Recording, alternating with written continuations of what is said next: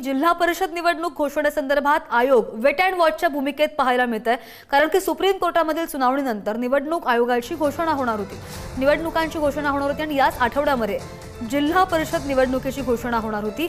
Supreme कोर्टामधील याचिकेमुळे निवडणूक आयोगासमोर अडचण निर्माण झाली आहे। 15 पेक्षा जास्त जिल्ह्यांमध्ये 50% आरक्षणाचं उल्लंघन झालेलं आहे आणि या संदर्भात मंगळवारी होणाऱ्या सुनावणीनंतर जिल्हा परिषद निवडणुकांनी ही घोषणा केलेली आहे। निवडणूक आयोगाने जर निर्णय दिला तर 15 पेक्षा जास्त जिल्ह्यातील आरक्षण निवडणूक आयोगाला बदलावं लागणार आहे।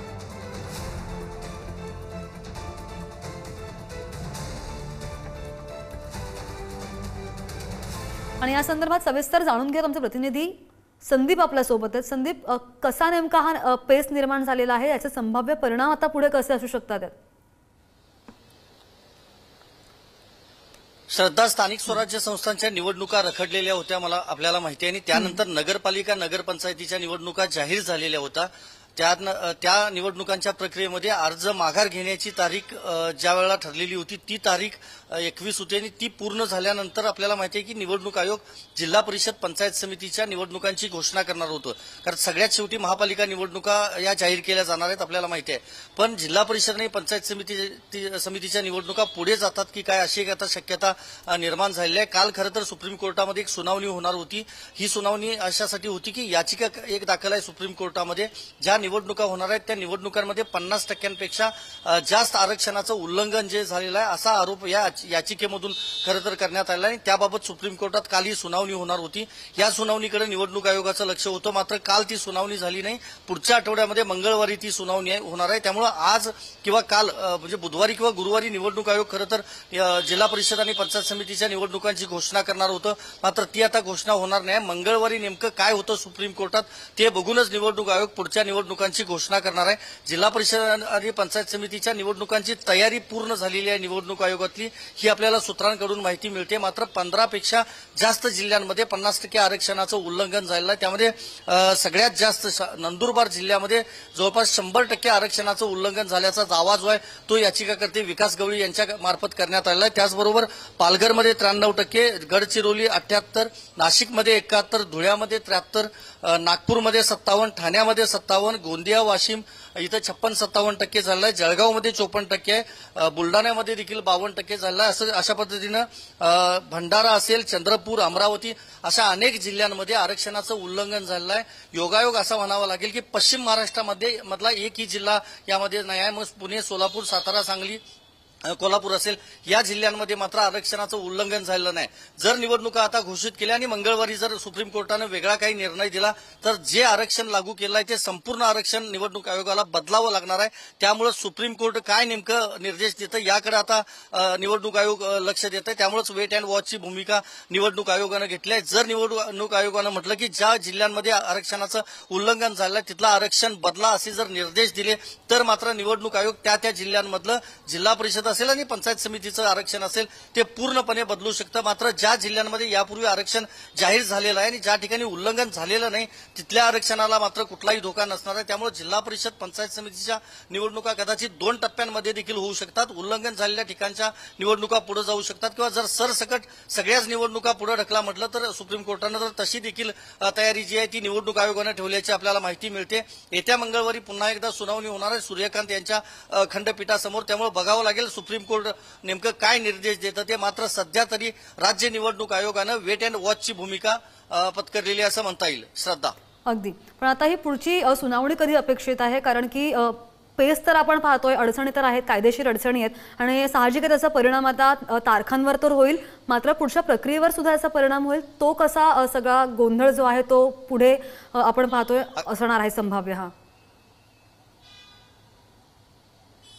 अगदी नोव्हेंबरमध्ये नगरपालिका नगरपंचायतीच्या निवडणुका, डिसेंबरमध्ये जिल्हा परिषद पंचायत समितीच्या निवडणुका आणि जानेवारीमध्ये महापालिकेच्या निवडणुका होतील असं सांगितलं जात होतं। त्याप्रमाणे निवडणूक आयोगानं नगरपालिका नगरपंचायतीची घोषणा केली होती आणि आत्ताच नोव्हेंबरच्या शेवटच्या आठवड्यात किंवा या 20 तारखेच्या आसपास निवडणुकांची घोषणा होईल अशी शक्यता होती। आणि कालच्या वेळेला सुप्रीम कोर्टात सुनावणी होती, ती सुनावणी झाल्यानंतर नेमकं त्या सुनावणीत काय होतं याकडे निवडणूक आयोगाचं लक्ष होतं। मात्र काल सुनावणी ती झालीच नाही। येत्या मंगळवारी म्हणजे पुढच्या आठवड्यात येत्या मंगळवारी पुन्हा एकदा ती सुनावणी होणार आहे सुप्रीम कोर्टामध्ये.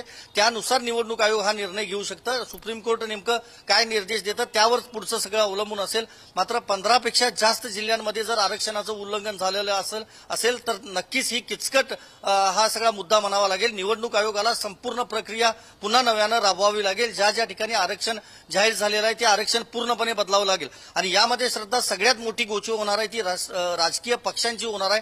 कारण आरक्षण जाहीर झाल्यानंतर आपल्याला माहित आहे महायुती असेल किंवा महाविकास आघाडी असेल त्या राजकीय पक्षांमधले पक्षप्रवेश हे निश्चित झालेले आहेत. खरं तर आरक्षण डोळ्यासमोर ठेवून अनेकांनी वेगवेगळ्या पक्षांमध्ये प्रवेश केला आहे. त्यानुसार उमेदवारी काही जणांची निश्चित मानली जाते. काही जणांनी अर्ज भरायची तयारी देखील केली आहे. शक्ती प्रदर्शन केलं आहे. सोशल मीडियावर कॅम्पेन देखील अनेक उमेदवारांनी चालू केलं आहे. त्यामुळे जर सुप्रीम कोर्टानं म्हटलं की जिथं आरक्षणाचं उल्लंघन झालेलं आहे तिथलं आरक्षण पूर्णपणे बदला तर मात्र जे उमेदवार आहेत किंवा जे इच्छुक आहेत त्यांच्या इच्छेवर मात्र नक्कीच पाणी पडणार आहे असं म्हणता येईल. त्यांना पुन्हा नव्यानं तयारी करायला लागेल. आणि ज्या ठिकाणी थोडंसं थांबवते या संदर्भात बोलण्यासाठी आपल्यासोबत ऍडव्होकेट असीम सरोदेजी जोडले गेलेले आहेत. असीमजी, नुकतीच आपण बातमी पाहतोय आता वेट अँड वॉचची भूमिका घेतलेली आहे. निवडणुकीच्या घोषणेबद्दल आपली प्रतिक्रिया हवी आहे.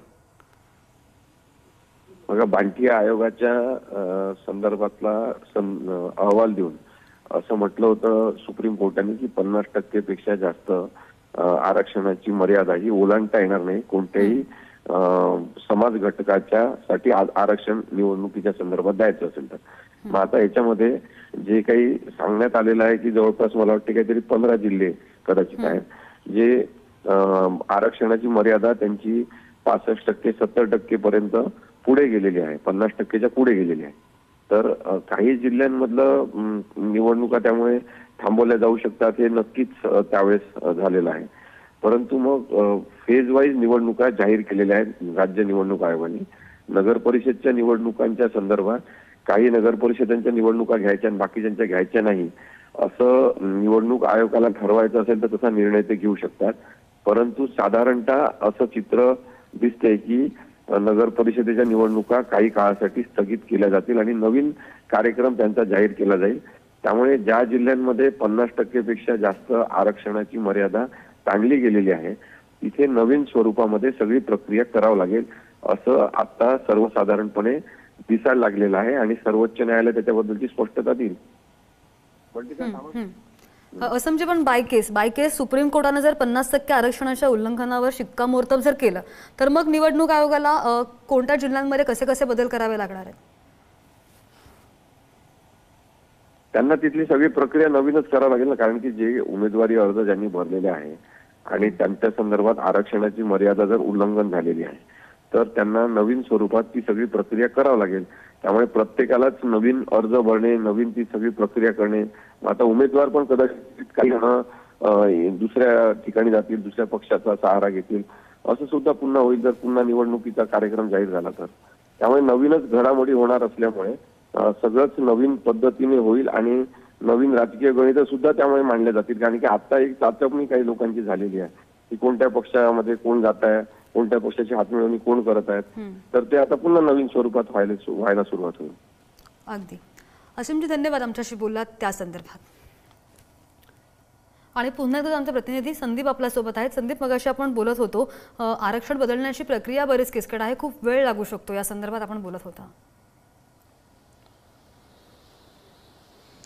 अगदी बरोबर आहे. खरं तर आरक्षण जे जाहीर झालं होतं पहिल्यांदा नगरपालिका, नगरपंचायत आणि मग जिल्हा परिषद आणि महापालिकांच्या निवडणुका जानेवारीमध्ये होणार असल्यामुळे त्याचं नंतर आरक्षण जाहीर होणार होतं. पण आता असीम सरोदे यांनी सांगितल्याप्रमाणे प्रेक्षकांनाही हेच सांगावं लागेल, जर सुप्रीम कोर्टानं निर्देश दिले तर मात्र नगरपंचायत, नगरपालिकांच्या काही निवडणुका स्थगित केल्या जाऊ शकतात. जिल्हा परिषद, पंचायत समितीच्या निवडणुका या पुढे जाऊ शकतात किंवा त्या 2 टप्प्यामध्ये देखील होऊ शकतात. म्हणजे श्रद्धा, कोर्ट असं म्हणू शकतं की जिल्हा परिषद, पंचायत समितीच्या निवडणुकांचं जे आरक्षण जाहीर झालेलं आहे, ज्यामध्ये उल्लंघन झालेलं नाही त्या तुम्ही वेळेत घ्या. मग निवडणूक आयोगानं जर घोषणा केली तर त्या ठरल्याप्रमाणे त्या वेळेत होऊ शकतात. मात्र जर उल्लंघन झालेल्या ठिकाणची नवीन प्रक्रिया पुन्हा राबवा किंवा हे उल्लंघन मान्य केलं जाणार नाही असं जर सुप्रीम कोर्टानं म्हटलं तर मात्र ज्या जिल्हा परिषद आणि पंचायत समितीच्या निवडणुका असतील, जे जिल्हे असतील किंवा जिथं नगरपंचायत आणि नगरपालिका असतील जिथं मग आरक्षणाचं उल्लंघन झालंय तिथली पूर्ण प्रक्रिया नव्यानं करायला लागेल निवडणूक आयोगाला. मग अगदी आरक्षणाच्या सोडती काढण्यापासून तारखा जाहीर करणं, मग अर्ज दाखल करणं, अर्ज माघारी आली आणि छाननी असेल त्यामध्ये, आणि मग प्रत्यक्ष मतदान आणि निकाल, ही सगळी प्रक्रिया मग 2 टप्प्यांमध्ये होऊ शकते. त्यामुळे नक्कीच ग्रामीण भागाशी खरं तर रिलेटेड आहेत या सगळ्या निवडणुका. जिल्हा परिषद असेल, पंचायत समिती असेल, आणि आपल्याला माहिती आहे गेल्या 5 ते 6 वर्षांपासून या निवडणुका झालेल्या नव्हत्या. सुप्रीम कोर्टामध्ये 1.5-2 वर्ष सुनावणी होत नव्हती, तारखांवर तारखा फक्त पडत होत्या. त्यामुळे सगळ्याच राजकीय पक्षांचं खरं तर लक्ष या निवडणुकांकडे लागलेलं होतं. पण आता निवडणुका जाहीर झाल्यानंतर देखील अजूनही हा चेंडू जो आहे तो सुप्रीम कोर्टातच आहे, तो अजूनही लोकांपर्यंत पोहोचलेला नाही असं म्हणता येईल. त्यामुळे राज्य महत्त्वाचा मुद्दा म्हणावा लागेल संदीप, कारण की ऑलरेडी सर्व पक्षीयांनी निवडणुकांची तयारी करायला सुरुवात केलेली आहे आणि मग त्या पार्श्वभूमीवर आरक्षण जर बदललं मग त्याचा स्थानिक राजकारणावर किंवा कोणत्या पक्षांना कसा फटका बसू शकतो या संदर्भातला सुद्धा अपडेट घेत राहू. धन्यवाद संदीप सगळ्या दिलेल्या सविस्तर माहितीसाठी.